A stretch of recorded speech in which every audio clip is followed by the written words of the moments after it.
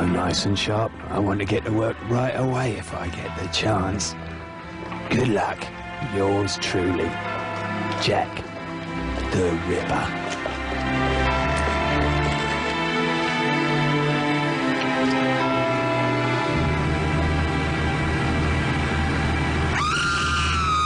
It's a year after Sherlock Holmes first appeared in print. You've got the Victorian gaslit streets of London. You've also got the appeal of the name, Jack the Ripper. The murders became famous. Once the name Jack the Ripper had been invented, they became a total sensation. It was not enough only that the woman should be killed, but also should be mutilated. Be sure about that. Every part of the body should be hacked together. They were the first sexual serial murders to occur in a major town, a leading capital city, and they were the first to achieve international publicity. In the history of American crime,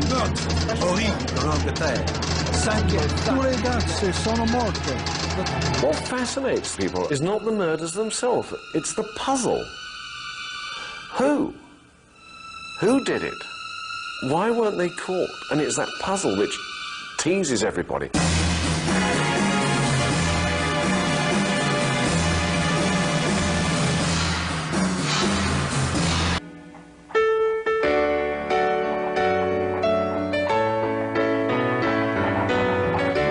London, England, the West End, city of commerce, culture, and high fashion.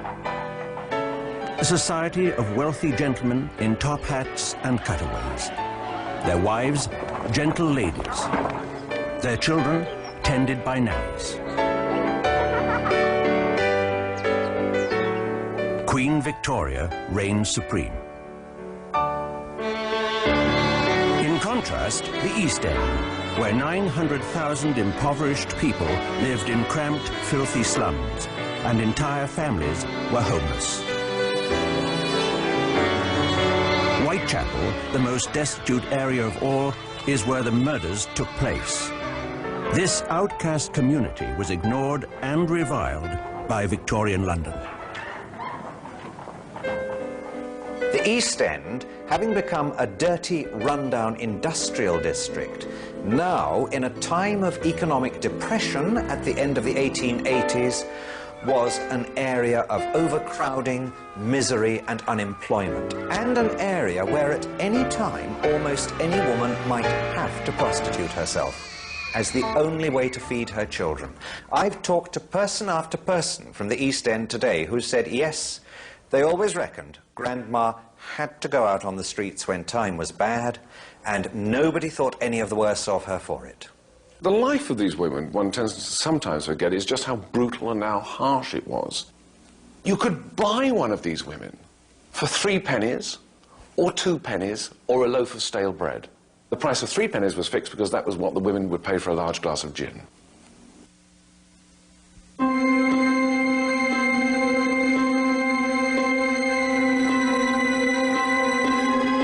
Dear Father, I just wrote to say you would be glad to know I am settled in my new place and going all right up to now. They are very nice people and I have not much to do. I hope you're all right and the boy has work. So, goodbye now for the present. Yours truly, Polly. Answer soon, please, and let me know how you are. Polly Nichols was murdered on the 31st of August 1888. And on that particular day she'd had 3 customers. But she'd spent the money on gin. So when she turned up at the lodging house to get a bed for the night, not only was she drunk, but she didn't have any money for a bed. But she felt pretty confident about getting a 4th customer because she thought she looked particularly attractive. And the reason she thought she looked so attractive was because she was wearing a new hat. I mean, she was drunk, she'd got 5 front teeth missing, but she was wearing this new hat.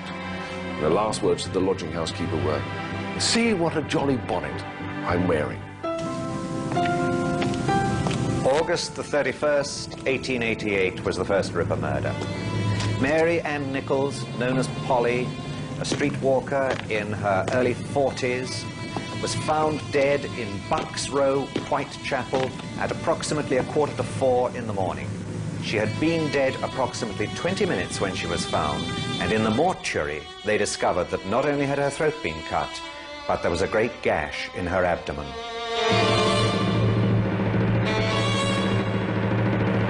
Now, these murders became very famous for a most peculiar reason. The very first elections to the London County Council were taking place, and the radicals, the extreme leftists, thought they had a very good chance of winning the East End. The radical newspapers, particularly the Star and the Pall Mall Gazette, two London evening newspapers, realized that if they wrote up the murders, they could draw attention to the terrible social conditions of the East End, and they did. And they sold more papers than anybody had thought possible. As far as the public attention was concerned, you could see that journalists were absolutely responsible for part of the fear and the fervour. When you look at the papers of the time, you see the lurid front-page illustrations on police news and equally lurid treatment of the subject on the inside. Even the Times fell for it. Even the Times was swept away by Ripper fervour and Ripper fever. A nameless reprobate. Half beast, half man is at large. Deadly, cunning. Insatiable thirst for blood. Whitechapel Fiend strikes again. If you could take my unit and I back to 1888 to the crime scene, I would suggest that we focus in on the first homicide. Generally, the first homicide is the focal point, is the area where the subject feels the most comfortable. And that would be the area where either he is employed or where he resides. I believe the subject would go back to the scene, go back there and kind of hang around there and fantasize and relive the crime. You can have situations where the murderer's standing here, the victim's lying there, the murderer's covered in the victim's blood, he's left his fingerprints and handprints all over the murder scene. There's no way you could combine the two. The scientific knowledge didn't exist for that to happen. So literally, you have got to catch the murderer in the act of murder.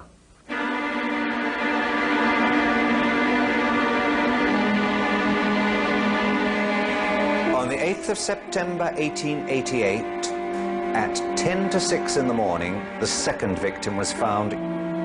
She had been kicked out of her nearby lodging house at midnight for not having the money she needed to pay for her bed. She expected to earn it, but clearly didn't find it, as she was last seen alive at 5:15, negotiating with a client who was probably Jack the Ripper on the pavement outside number 29 Hanbury Street.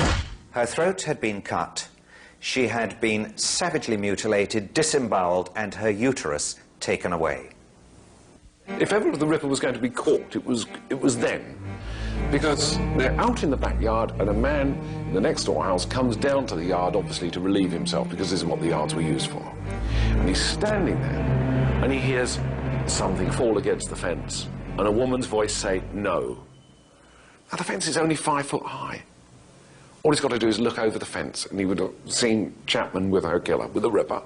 In these extraordinarily difficult cases where a roaming sexual killer attacks people he doesn't know, so you can't follow up people's associates. If he attacks prostitutes, he's attacking women who automatically go off to dark corners with half a dozen strange men every day. How on earth are you going to find which one is doing the killing?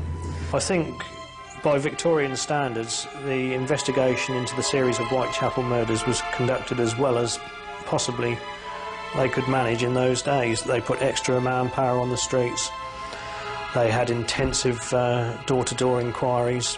All leads were followed up, even ridiculous leads. Prostitutes described a local man who had been threatening them. Well, he's short and he's stocky and he's got the blackest hair and a black moustache and the thickest neck you ever saw. He's got a cap and like a leather apron and he waves his knife about and he shouts, "I'll rip you up." When the Ripper murders began, the Metropolitan Police, they rapidly announced that although they couldn't name him, they didn't even know his name, their principal suspect was a local poor Polish-Jewish immigrant, nicknamed Leather Apron.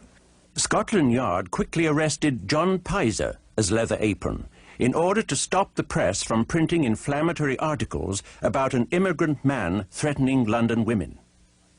There was no evidence implicating Pizer in the murders, and he was quickly released. But the incident fed ethnic tensions in the East End.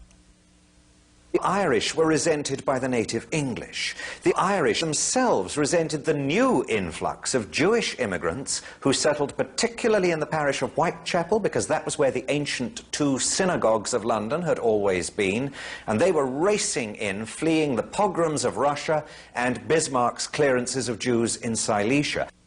Onto that Jewish community is projected the idea that it's a Jew that is the ripper, the murderer, because no Englishman, no East Ender would actually have committed such a crime.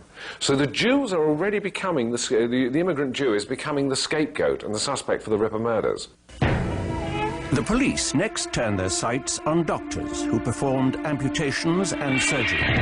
Perhaps the killer who extracted organs from his victims was a doctor. It is apparently an amputation knife, a late 19th century amputation knife. And certainly it's the sort of weapon which could have done the murders. A number of medical students whose brains had been unhinged were being sought after. And in fact, there was a time when to be a doctor and to carry a bag around made you an enormously suspicious person. The idea that the Ripper was a doctor came from one and one only of the medics who examined the bodies. Dr. Bagster Phillips, after examining Annie Chapman's body, said this was the work of an expert. The abdomen had been entirely laid open. The intestines, severed from their mesenteric attachments, had been lifted out of the body and placed on the shoulder of the corpse, whilst the pelvis, the uterus, and its appendages had been entirely removed. Obviously the work of an expert, of one at least who had such knowledge of anatomical examinations as to be enabled to secure the pelvic organs with one sweep of the knife. The people at the top had the medical evidence surveyed by Dr. Bond of Westminster, a police surgeon they trusted implicitly, and Bond's full report on all the medical evidence in the case said no skill at all, not even the skill of a butcher. After two ghastly murders, many concerned citizens wrote letters to Scotland Yard suggesting ways to catch the murderer. The most popular idea was to have armed police pose as prostitutes. Then, on September 29, a note arrived, purportedly from the killer himself. The signature was brilliant. Dear boss, I keep on hearing the police have caught me, but they won't fix me just yet. That joke about the leather apron gave me real fits. I'm down on oars and I shan't quit ripping them till I do get buckled. Scotland Yard was now very fearful that the mysterious Whitechapel fiend would soon strike again. My knife's so nice and sharp, I want to get to work right away if I get the chance. Yours truly, Jack the Ripper. The name, Jack the Ripper. Probably invented by a journalist, certainly first appearing in the Dear Boss letter. But what a name for an undiscovered ghoul. Charles Warren, head of Scotland Yard, was under siege. The killer was still at large. His superiors were furious, and the public had no confidence in him. The radical press wanted him out. 1 square mile in the centre of London had its own police force.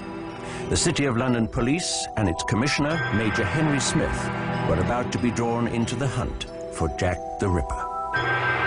Extra reinforcements were put into the area, and also, it seems silly now, although I'm sure the intention was well meant, notice was given out advising the prostitutes to stay off the street. 24 hours later, the worst fears of the police were realized.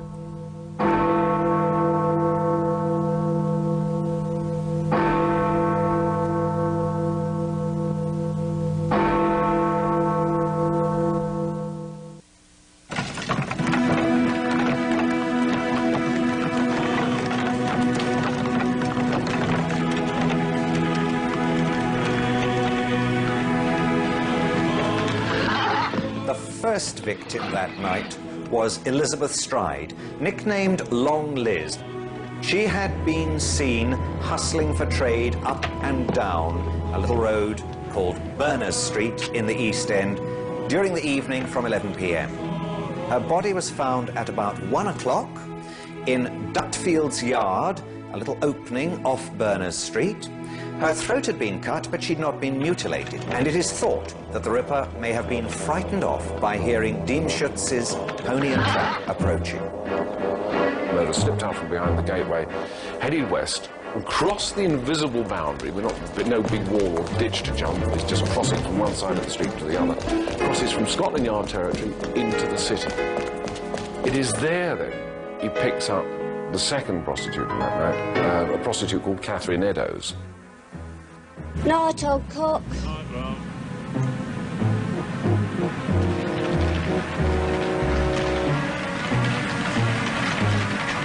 The second murder on the night of the double murders was that of Catherine Eddowes. Her body was found at about 1:45 in Mitre Square in the City of London. She had been appallingly mutilated, her throat cut, V's cut in her cheeks pointing up to the eyes, her eyelids nicked through, the tip of her nose cut off, and the usual ripping and abdominal mutilation, with her uterus and one kidney taken away by the murder. Now, nobody has seen or heard a thing. Not the policeman on the beat, the policeman and his family, in the house opposite, the night porter with the door partly open. They didn't actually have to see the square or be present on it, because Mitre Square had an echo on it. He's now killed once on Scotland Yard territory, Metropolitan Police territory. He's now killed once on City of London Police territory. So you've got search parties coming from both directions looking for him. And he's in between. I mean, he's very confident, he's very arrogant. Commissioner Smith of the London Police immediately assigned men to the case. He was not about to be criticised as incompetent and hopeless as press cartoons portrayed his counterpart, Sir Charles Warren. At the same time, 4,500 East End women who were concerned about brothels and raucous taverns in Whitechapel signed an impassioned letter to the Queen. Madam, we the women of East London feel horror at the dreadful sins that have been lately committed in our midst, and grief because of the shame that has fallen on our neighbourhood. We have learnt much of the lives of those of our sisters who have lost a firm hold on goodness and who are living sad and degraded lives. We would also beg that your Majesty will call on your servants in authority and bid them put the law which already exists in motion to close bad houses within whose walls such wickedness is done and men and women ruined in body and soul. We are, Madam, your loyal and humble servants. There was a feeling that what happened to these women deserved to happen to them. The average Victorian regarded a prostitute as a gay woman. Now, they use the word gay not in the sense that we use it today as meaning homosexual. They use the word gay as meaning nymphomania. Prostitutes were all nymphomaniacs. That was why they were prostitutes. Therefore, they were on the streets for their pleasure. The fact that they were there out of sheer economic desperation and necessity is rarely considered. Therefore, they're on the streets for their pleasure. The wages of sin is death. Therefore, what happened to them? Deserved to happen. So why waste too much time over these women? It's another piece of street cleaning. After the murder of Catherine Eddowes, women in the West End feared for their lives. The Ripper was both bloodthirsty and unpredictable. This was someone who was killing individuals, but was clearly sending a message to society generally, so that everyone begins to perceive him as talking to them directly. And that's, again, that's the change that happens. Is when the killer suddenly realizes, I'm only killing one person at a time, but in a way I am assaulting society. 15,000 constables manned the streets. 1,500 undercover detectives prowl the docks in Covent Garden, including a director of the Bank of England, who disguised himself as a common labourer. Out of necessity, the sneaker was invented. In common with hundreds of others, I was drafted there and we patrolled the streets, usually in pairs, without tangible result. We did, however, rather anticipate a great commercial invention. To our clumsy regulation boots, we nailed strips of rubber, and so ensured some measure of silence when walking. Unfortunately, the inquiry was under two separate directions. The city police, with their involvement with Catherine Eddowes' murder, the one canonical murder that took place in the city, held a separate investigation, and although the two forces were supposed to liaise, and did liaise quite well at ground level, the chiefs didn't get on, and the chiefs did not properly exchange information. Soon, citizens took matters into their own hands. We know that the vigilante groups arrested people on the streets. We get accounts of people being taken to stations and obviously embarrassed police officers having to arrest sort of quite respectable gentlemen out on the street. Possibly, too, they released the Ripper on occasion. It's speculation, but nonetheless, it is something to be considered. George Lusk, head of the Whitechapel Vigilante Committee, received a letter posted from hell, probably from the real killer. The syntax was clearly Irish, and the envelope contained parts of a human kidney. Mr. Lusk, sir, I send you half a kidney I took from one woman, preserved it for you. T'other piece I fried and ate it, was very nice. I may send you the bloody knife that took it out, if you'll only wait a while longer. Catch me when you can, Mr. Lusk. 32-year-old Irish-born socialist and critic George Bernard Shaw wrote one of his famous letters to the press.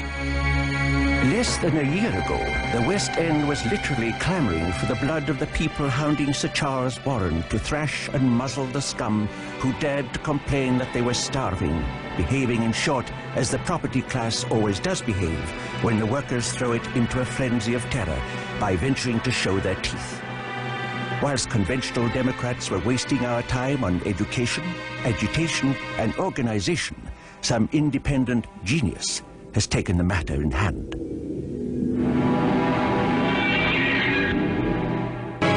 A murdering fiend called Jack the Ripper had killed 4 women. How many more would die before he was through? It escalates. It constantly escalates. And we see this more clearly probably in the Ripper case than in anything else. The constant escalation of mutilation. You've got the murderer. He's now working to some timetable of his own. It goes like this. 31st of August, he kills Polly Nichols. 8th of September, he kills Annie Chapman. 30th of September is the double event. He kills Stride and Eddowes. 8th of October, nothing happens. 30th of October, nothing happens. The night of the 8th, 9th of November, he meets his 5th and final victim. And this is this young prostitute called Mary Kelly.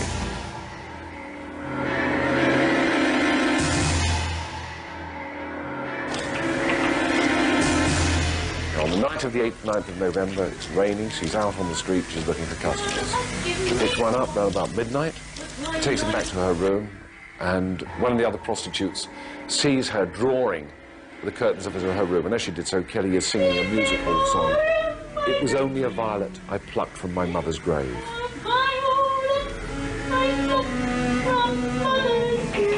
Around about 3:30 in the morning, she picks up the Ripper.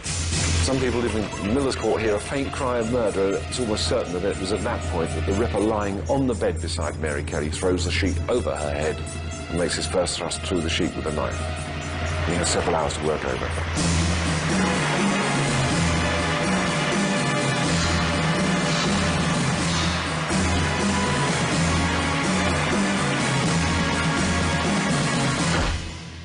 She had been absolutely savagely mutilated, almost cut to pieces, her abdomen entirely emptied and the contents left scattered around on the bed beside her.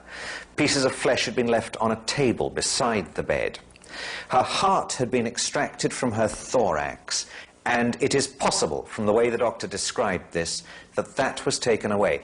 There is the photograph of the murder. She's lying on the bed facing the window. You can just see the puff sleeves of her chemise. This is what confronts the police when they get there to begin the investigation. News of Mary Kelly's savage death stunned the world. Eine furchtbare Morde in London, in Whitechapel. Nothing in the history of American crime can, for special horror, be said to outmatch East End butchery. The horrendous murder of Mary Kelly alarmed Buckingham Palace and greatly distressed Queen Victoria. She promptly telegrammed her Prime Minister with an urgent message. This new, most ghastly murder shows the absolute necessity for some very decided action. All the courts must be lit and our detectives improved.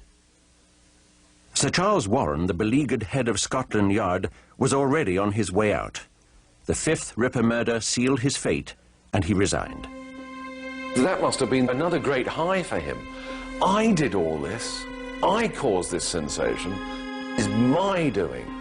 And again, it feeds the vanity and the arrogance. 12th of November, 1888. My name is Joseph Barnett.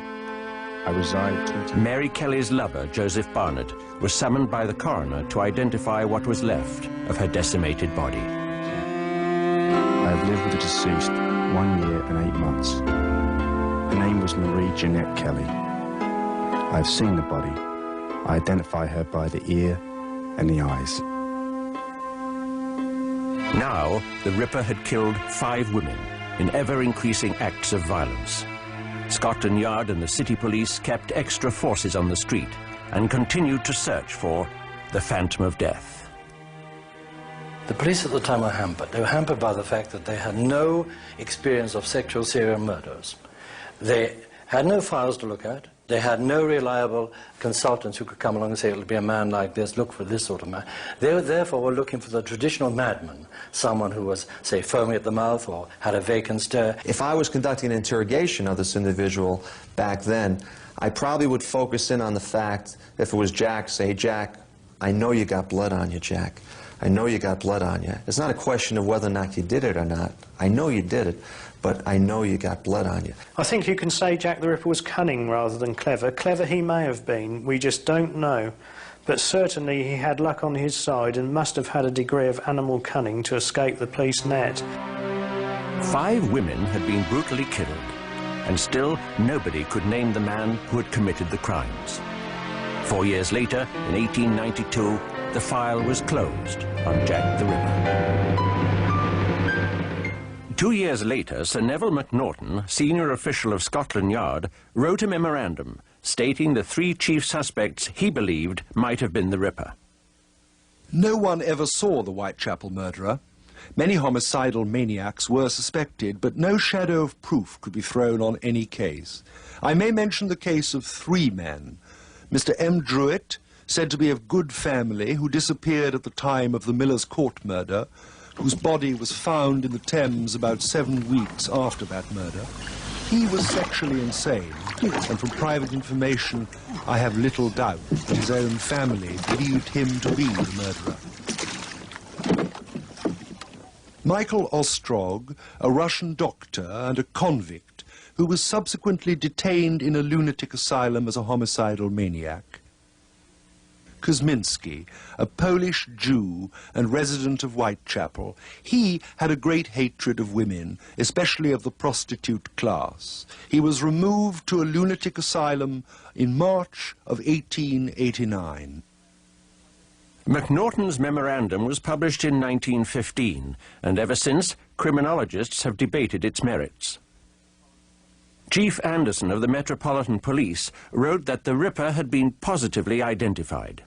He was a local Jewish man, picked up after the final murder and put into an insane asylum.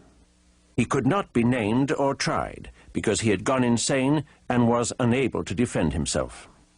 When you search the asylum records looking for an immigrant patient from Whitechapel who fits, there is only one who fits with the timing of the end of the murders, and that is a man called David Cohen, 23 years old, who was taken by the Metropolitan Police because he had had a fit of raving mania and they picked him up on the streets. He was taken by the police 4 weeks after the last murder. It looks as though David Cohen was the man they believed was Jack the Ripper. While 19th century police believed that a serial killer was a homicidal maniac, this view would be expanded in the 20th century, when 70 more suspects would be named as Jack the Ripper.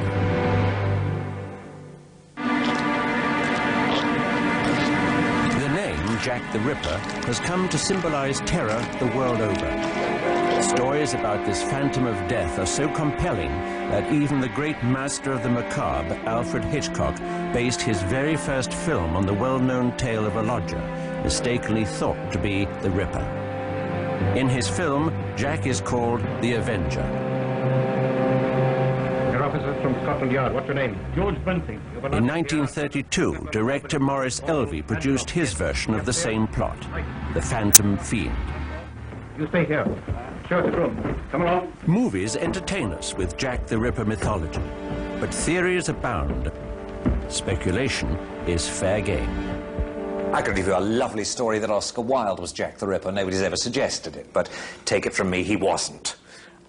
The only person who hasn't been dragged in yet, and I'm just waiting for it to happen, I've thrown out a few in, is Florence Nightingale.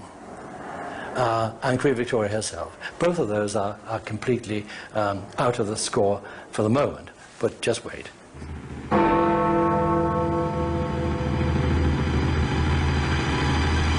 Cream has been put forward as a suspect for Jack the Ripper, although he was in prison in Illinois in the USA at the time of the Ripper murders, which I think writes him off conclusively. The Cream theory originates from the fact that the hangman Billington, whilst on the scaffold hanging Cream, heard the words "I'm Jack the" as the trapdoor was sprung, and then it was cut off by the rope.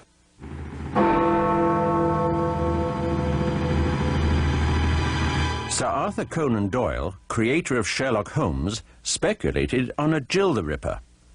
If a man was in disguise as a midwife, he could move about the streets with blood-stained clothes, undetected.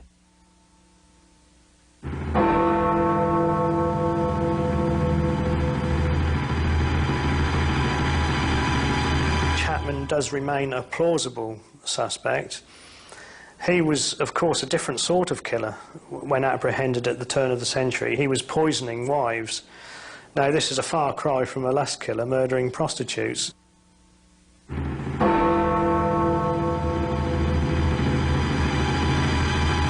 If you are fascinated with the mystery of Jack the Ripper, you are a ripperologist. Using modern FBI profile techniques is one tool this historian used to focus on self-proclaimed Dr. Rosalind Donston as a very plausible Ripper. It started with his wielding a sword when he was 18 years old as a surgeon and soldier in Giuseppe Garibaldi's Italian campaign in 1855. And bit by bit, over a long period, as I managed to find out about his service with Garibaldi, I managed to find out his medical experience, I managed to find out his association with prostitutes, I managed to find that 5 people independently at a later date were pointing to him as the Ripper, or potentially the Ripper. Most important of all, in 1896, W.T. Stead, the former editor of the Pall Mall Gazette that Johnston used to write for, actually in print in his magazine border said that for a whole year I believed him to be the veritable Jack the Ripper. Donston was in the perfect location to perpetrate the murders. He placed himself as a patient in a London hospital, located a few blocks from Bucks Row, scene of the first murder. His actual capacity to become a serial killer died, of course, with his failure in health. He was no longer, after 1889, capable of another cycle of murders. The theories that intrigue people the most involve the Royal House of Windsor. It is a shocking thought that a member of the monarchy, the head of a great nation, could actually be involved in the crimes of Jack the Ripper. It all centers on this man, the black sheep of the royal household. Prince Edward Albert, Duke of Clarence, was grandson of Queen Victoria and heir to the throne. Physically weak and poor in his studies, he was a target of gossip, especially about his sexuality. He died in 1892 of influenza or syphilis. The stories vary.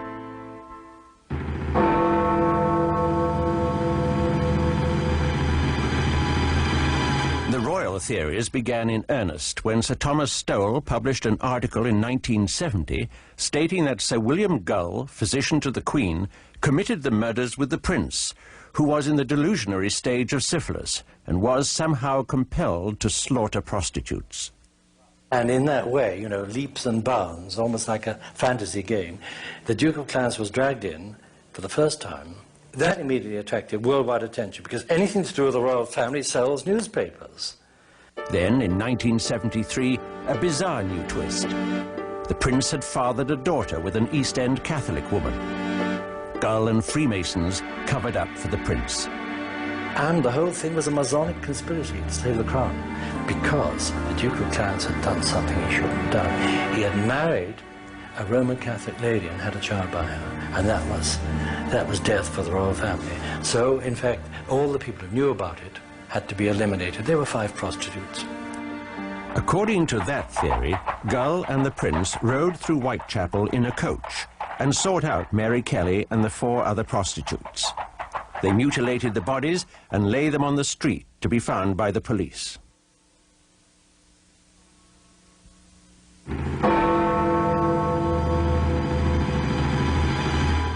The most recent theory involves a brilliant but strange young man, J.K. Stephen. He was hired as a tutor for Prince Eddie. The royal family had no idea about that J.K. Stephen was a homosexual and had personal problems. And they developed a very strong relationship between them. Very strong. When the prince became engaged to marry, an infuriated Stephen went on a murderous rampage of prostitutes, with Prince Eddie as his lookout. J.K. Stephen, who I think was Jack the Ripper, was a loner to some extent. But he was more than a lust murder. He really wanted to kill the woman piece by piece. If any of these theories are true, there was a cover-up of majestic proportions. That the heir to the English throne was either an accomplice to the Ripper murders or Jack the Ripper himself is the stuff of bestsellers and television movies.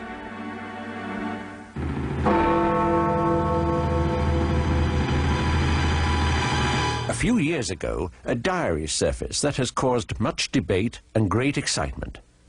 James Maybrick supposedly wrote that he committed the Ripper murders. James Maybrick was a Liverpool cotton merchant who died in 1889 and whose wife was convicted on very dubious evidence of having poisoned him. A journal turned up in Liverpool in 1992 which purported to be Maybrick's and to be a confession that he was Jack the Ripper. Very few of us believe it. The diary is not in Maybrick's handwriting. There is internal evidence to suggest that it is not a genuine piece of work with knowledge of the murders, and examination of the inks appears likely to show in the long run that it is definitely a modern forgery. He fails. In too many ways, he just fails the test. But again, it's one of those tantalizing, every time you hear something new and you hear about a new possibility, you jump at it hoping, you know, this is the one. We're going to find out who it was. I think there is evidence about, but people don't always realise whether they've got, simply because the legends are taken over. The films blur the issue. I mean, I've been astonished at the number of people, for instance, they look at the Michael Caine film, Jack the Ripper, and say, oh, the mystery solved. It's not. I mean, the whole thing, about 99% of it is fiction. But for a lot of people, that's the solution to the case. So, therefore, if they do come across evidence, if they do come across documentation, they're not going to put it forward because they think the mystery has been solved. It hasn't. And that's one of the things we need to sort of get over, that we are still looking for the identity of Jack the Ripper. Nobody really knew what was within him. Nobody knew what he was thinking, nobody knew his feelings. And at the same time also, he was afraid that he might be discovered, which was one reason as to why he couldn't be found. There is a brand new suspect for Jack the Ripper, the Phantom of Death, who terrorized London more than 100 years ago. He is an Irish-American outlaw who outfoxed Scotland Yard in London and New York. This American was at large in London at the time of the murders. The police were seeking him at the height of the murders. He was arrested after the Miller's Court murder, at which time, of course, the murders ceased. He escaped from England in early December 1888 and got back to America and was never arrested by Scotland Yard, despite the fact that they sent a team of detectives to America to try and catch him. A letter with an undisputed provenance is the source of this new information. The letter in question was written in 1913 by Chief Inspector John Littlechild of Scotland Yard to fellow criminologist George Sims. To little Charles' mind, he thought that this man could well be Jack the Ripper, and he's American, he's genuine, and we've got documentary evidence of his flight to America. Self-proclaimed Dr. Francis Tumblety is more than likely the subject described by Littlechild. Dr. Francis Tumblety, who was arrested in London 6 weeks ago on suspicion of being the Whitechapel murderer, arrived here by the steamship Britannia on Sunday under an assumed name, Dr. Frank Townsend. Detectives were waiting for him on the dock, and they tailed him to an East 10th Street lodging house. It is not known exactly when the doctor eluded his watchers. His landlady found his room empty. A half-open valise on the chair and a big pair of English cavalry boots were all that remained to tell the story of Dr. Tumblety's flight.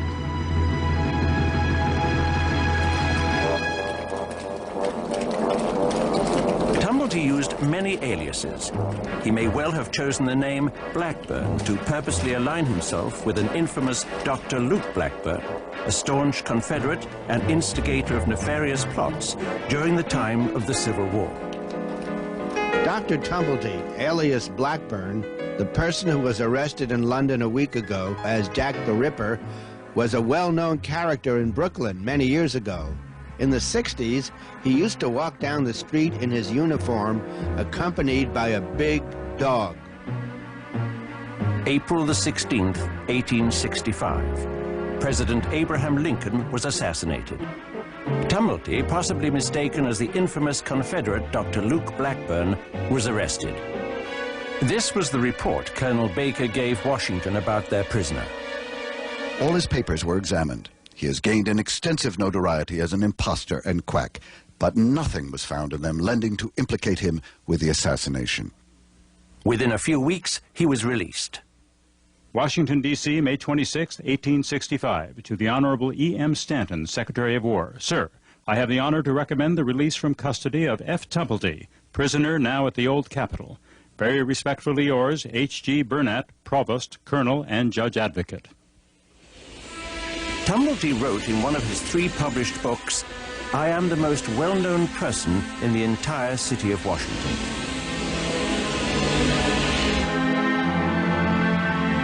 Who exactly was the man who kept an entire city in mortal fear, and the rest of the world on pins and needles waiting for his capture, waiting for a name to be put to him?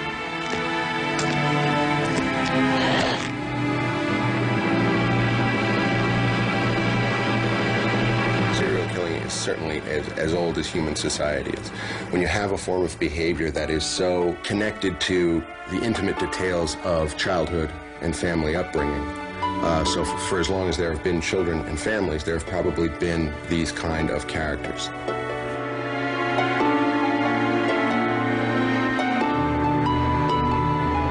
Jack the Ripper, the Phantom of Death. We don't really know who he was. We may never know, but we will speculate and wonder for another 100 years.